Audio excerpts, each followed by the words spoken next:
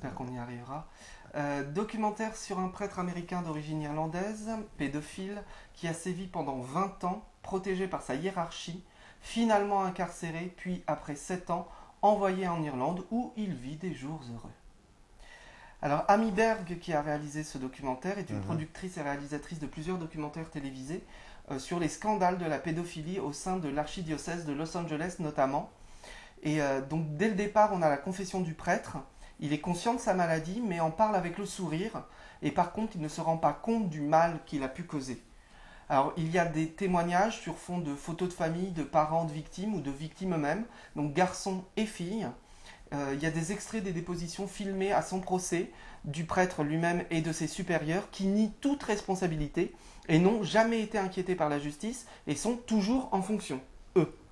Alors, le rôle du prêtre, bien sûr, c'est d'être un confident de la famille, et donc on a une confiance immédiate envers son prêtre, en tout cas dans les communautés chrétiennes, et donc c'est d'autant plus difficile aux familles et aux victimes de se rendre compte du mal qu'un prêtre peut faire.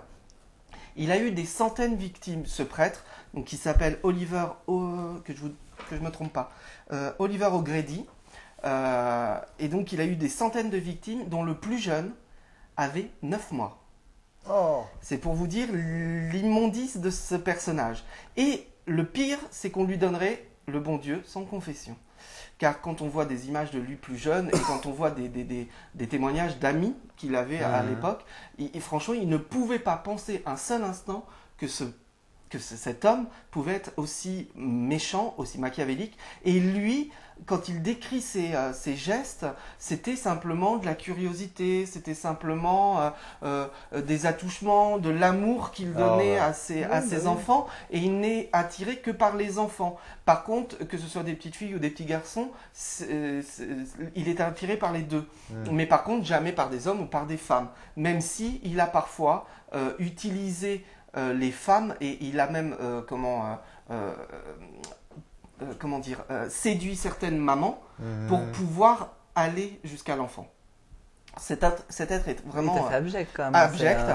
Mais le documentaire donc, nous montre cette abjection bien sûr, mais surtout est là pour nous dire mais comment croire après, comment encore avoir la foi après ça, car ce sont des personnes qui étaient croyantes au départ. Alors certaines bien sûr ne croient plus en Dieu, mais d'autres voudraient revenir vers la religion et ont du mal.